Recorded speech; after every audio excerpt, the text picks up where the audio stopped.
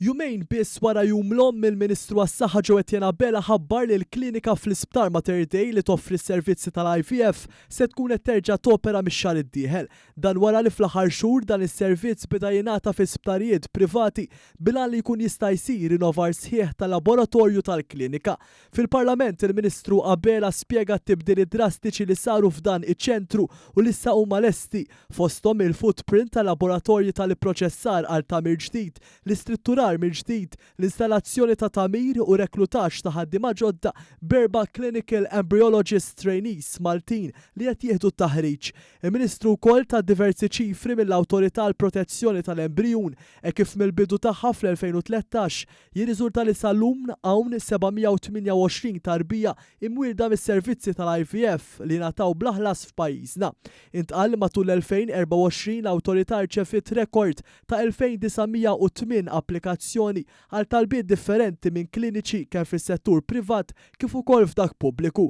Dan filwaqt li ġew approvati 623 applikazzjoni ta' pazjenti għal rifużjoni ta' ħlasijiet għal mediċini użati b'total ta' aktar minn 900,000 euro. Minn Jannar tal-2022 sa' Diċembru tas-sena li għaddiet ġew approvati total ta' 1197 applikazzjoni simili u tħallsu total ta' kważi 2 miljun euro. Il-Ministru tenna li permezz ta' intrauterine insemination b'riżultat ta' donatur tal-isperma ir-rata ta' tqala żdiedet għal kważi 33% fl-2023.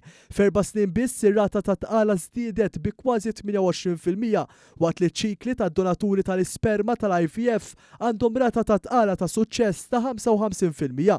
Fid-diskors tiegħu il-Ministru għas-Saħħa ħabbar ukoll li il-Pawla Hub se jkun qed jibda joffri s-servizzi tiegħu mill-Lulju li ġej waqt li l-Isptar Pawlu Boffa qed jiġi rinnovat biex jibda jilqa' ċentru tas-saħħa tal-Florjana flok il-post minn fejn ilu jopera għal 20 ta' snin. Dan minn barra li mill-ewwel ta' Jannar tas-sena l-oħra sal-lum twettqu numru ta' interventi infrastrutturali u tekniċi fl-Isptar Ġenerali ta' Għawdex bilan li titjieb il-kwalità tal-kura lil pazjenti u tiżdied l-effiċjenza operattiva. Sa dan it-tant ħabbar fi stqarrija li permezz tal-introduzzjoni tal-kirurġija robotika f'Mater Dei is-sena li għaddiet saru 104 intervent biex jiġi trattat mar tal-kanċer li affettwa l-pajp tal-ikel, l-istonku, l-frixa, il-musrana u l-prostata. Il-Ministru Abela spjega kif il-kirurġija robotika hija l-aħħar teknoloġija fil-qasam tal-operazzjonijiet u dan wassal għal tnaqqis fir-rati ta' komplikazzjonijiet u tħaffef l-irkupru filwaqt li ġew faċilitati interventi f'postijiet li diffiċli biex jintlaħqu mingħajr ma ssir qasma kbira.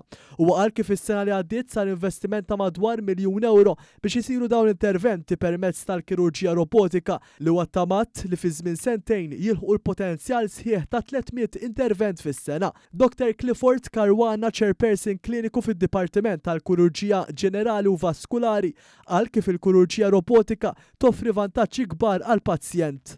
Tnaqqas kemm jintilef demm waqt l-operazzjoni, tnaqqas ir-riski ta' infezzjonijiet wara l-operazzjoni, itqassar iż-żmien ta' rekupru wara l-operazzjoni, allura il-pazjent joħroġ mill-isptar qabel u tagħti aċċess lil kirurgu f'postijiet li normalment diffiċli biex jintleħqu. Peress li ntużaw qasmiet żgħar fil-ġisem, l-uġigħ ta' l-operazzjoni ikun ħafna żgħar.